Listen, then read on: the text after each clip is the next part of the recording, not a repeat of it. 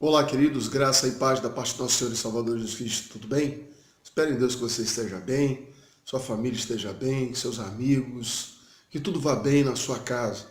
Eu quero nessa oportunidade, meus amados, trazer uma reflexão para os irmãos de algo que tem me incomodado muito. Nós temos vídeos na mídia televisiva, pelos meios de comunicação, seja rádio, TV, jornais, revistas. O que mais tem se visto são acusações, delações, acusações. Um deputado acusa outro, o outro acusa o outro acusa um, e fica nessa ciranda de acusações, de pedras sendo atiradas para tudo quanto é lado. Quando eu era garoto, eu ouvia muito dizer que quem tem telhado de vidro não joga pedra no telhado alheio. Mas infelizmente nós estamos vivendo um tempo em que, quando você pensa que estamos lidando com pessoas íntegras, pessoas justas, pessoas com uma consciência de justiça, nós acabamos vendo que quando você pensa que alguém é correto, já não é correto. Mas eu não quero entrar nesse mérito do quem é correto, do quem não é correto, do que é correto, do que não é correto. Eu quero entrar no mérito das pedras que estão sendo atiradas. E o que mais me chamou a atenção de que muita coisa que tem acontecido na mídia televisiva, com os deputados, senadores, vereadores, presidentes, governadores, ex-presidentes, muitas das vezes, irmãos, está acontecendo dentro de nossas igrejas, dentro dos nossos arraiais. Acusações e acusações e acusações. E temos visto cada vez mais pessoas sendo apedrejadas e morrendo apedrejadas por nós mesmos. Isso é muito triste. Isso é muito triste porque muitas das vezes não foi isso que Jesus nos ensinou. E lendo alguns textos bíblicos, eu quero provar para vocês, biblicamente falando, que às vezes, irmãos, uma pedrinha hoje, uma pedrinha amanhã, uma pedrinha depois, uma outra depois, você pode matar alguém apedrejado. E quem sabe você não esteja matando alguém apedrejado. Ao invés de você ajudar a com que as pedras não necessitem ser lançadas, parece que você muitas das vezes torce para que algo dê errado, para que as pedras sejam lançadas. Eu quero, em nome de Jesus, que você reflita que chegou o tempo de lançar as pedras fora, de jogar as pedras fora, de parar de atirar pedras, de parar literalmente, porque não foi isso que Jesus nos ensinou. Em João, no capítulo de número 8, versículo de número 7, parte B, a Bíblia vai dizer: aquele que dentre vós está sem pecado, seja o primeiro que atire pedra contra ela. Deuteronômio, capítulo de número 17, versículo 7 vai dizer assim, a mão das testemunhas será primeiro contra ele, para matá-lo. E depois a mão de todo o povo, assim tirarás o mal do meio de ti. Romanos, no capítulo de número 2, versículo de número 1, vai dizer: portanto, és inexcusável, qualquer que julgas, ó homem, quem quer que seja, porque te condenas a ti mesmo naquilo em que julgas o outro, pois tu que julgas, faze o mesmo.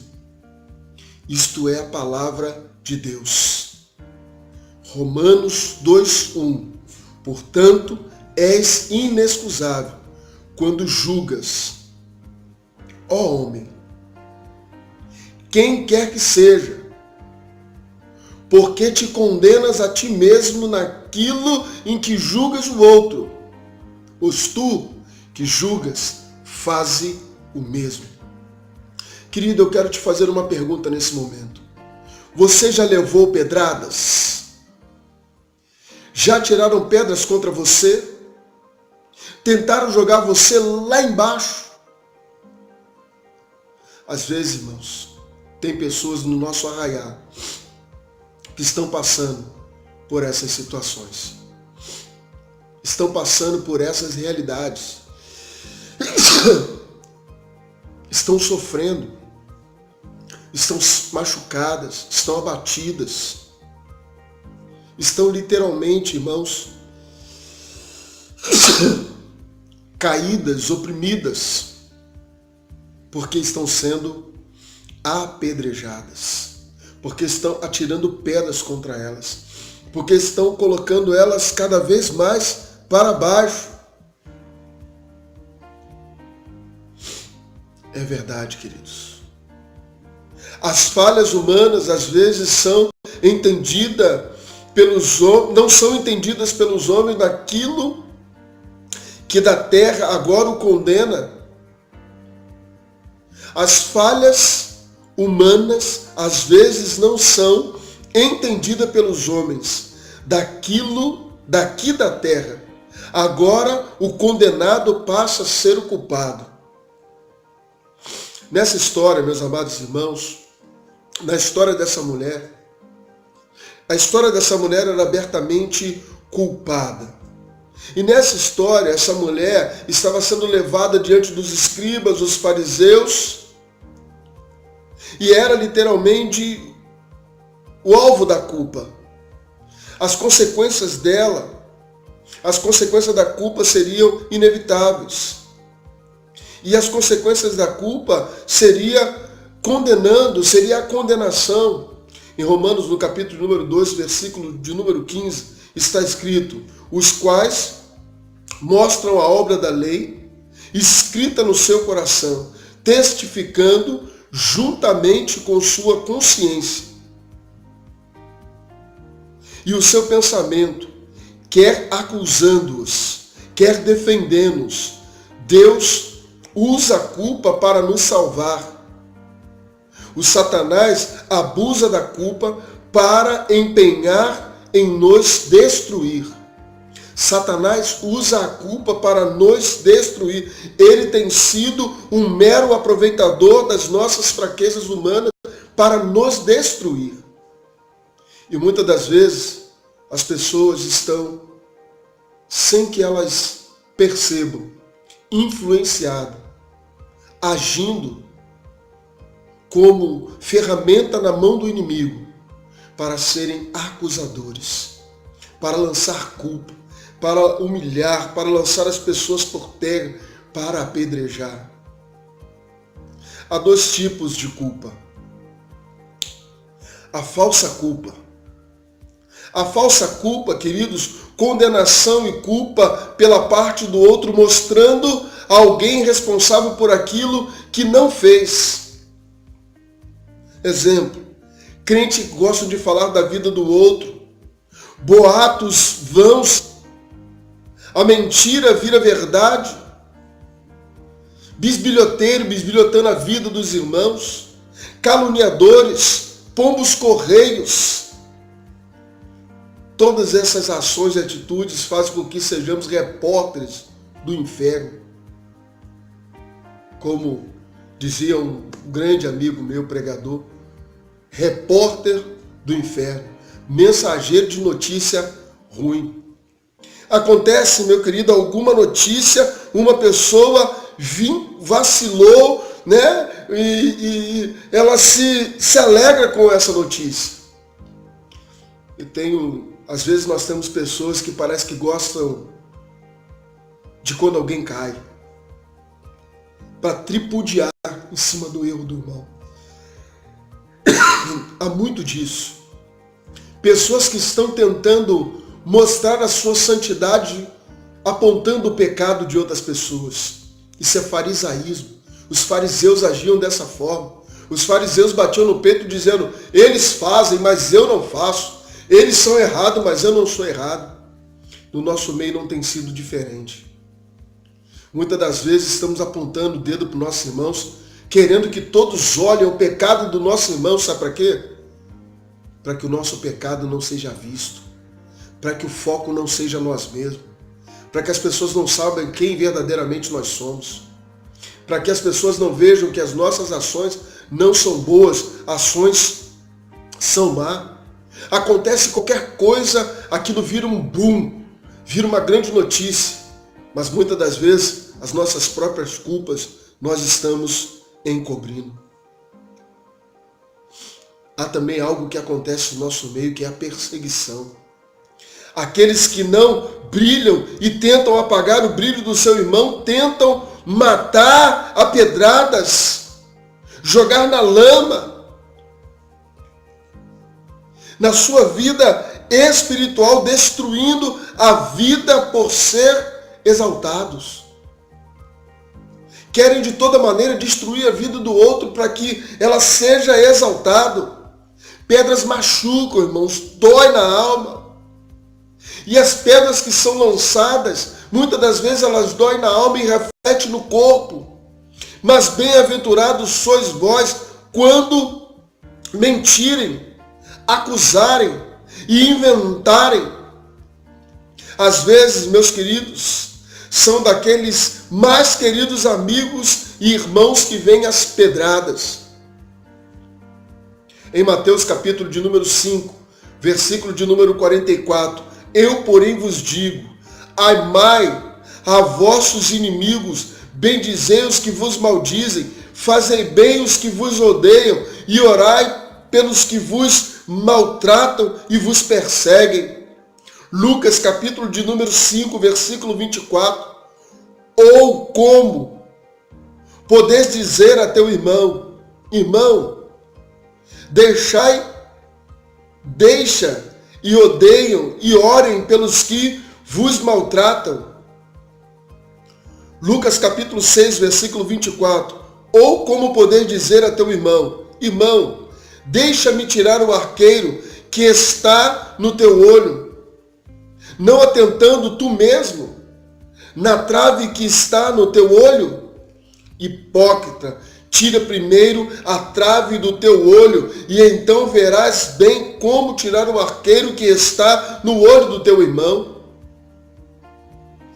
Em Mateus capítulo de número 5, versículo 11, bem-aventurados sois vós quando vos injuriarem, perseguirem, mentindo, disserem todo o mal contra vós por minha causa. Mas também existe a culpa real. Existe a falsa culpa, mas também existe a culpa real. E o que é a culpa real? A culpa real, o tipo que nós vemos nessa história, na história desta mulher, isso está transgredindo a lei de Deus e nossos corações, ou seja, nossa consciência que nos condena. Não precisa muitas das vezes ninguém condenar, porque a nossa própria consciência nos condena. Culpa é conhecimento do que nós fizemos. Culpa é o reconhecimento, é o conhecimento que o que nós fizemos não é certo. E um senso de responsabilidade pessoal para esta ação que nos será segundo a nossa própria responsabilidade. Ou seja, há uma culpa real. Me lembro muito bem de Davi, quando o profeta Natã ministra sobre ele ali uma palavra, conta para ele ali uma parábola, e ele então diz, digno de morte é este homem, para fazendo uma definição, o sentimento que pairou no coração de Davi, mediante a parábola contada pelo profeta Natã, e ele diz, digno de morte é este homem.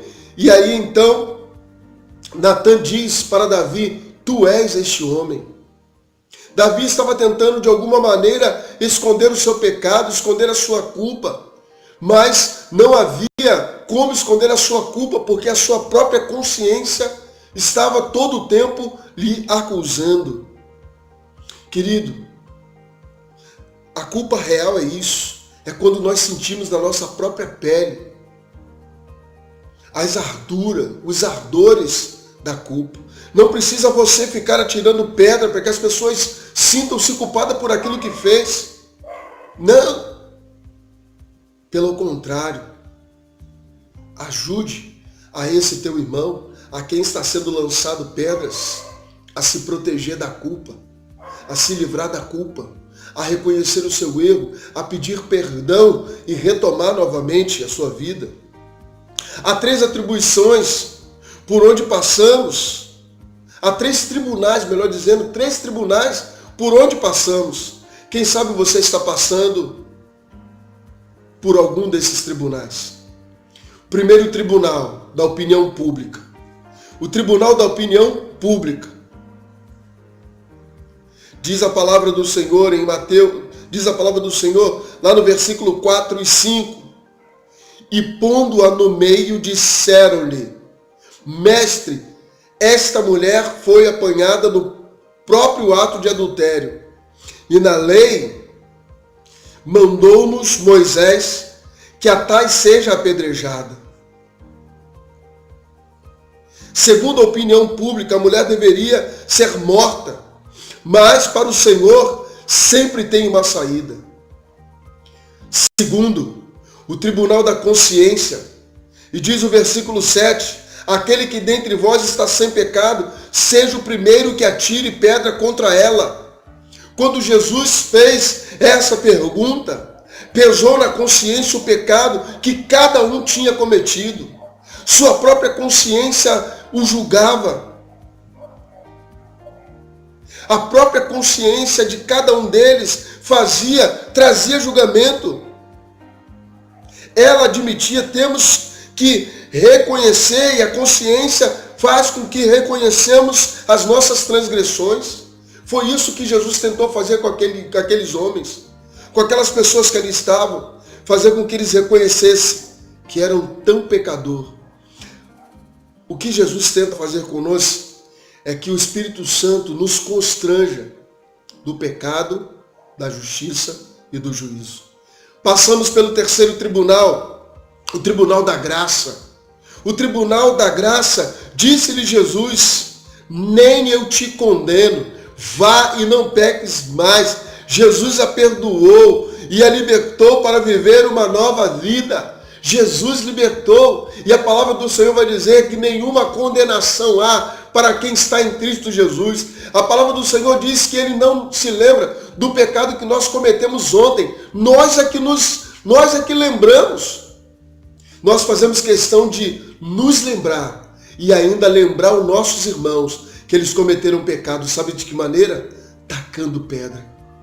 Todas as vezes que tacamos uma pedra no nosso irmão, estamos fazendo ele relembrar que ele pecou, e isso coloca-o cada vez mais para baixo.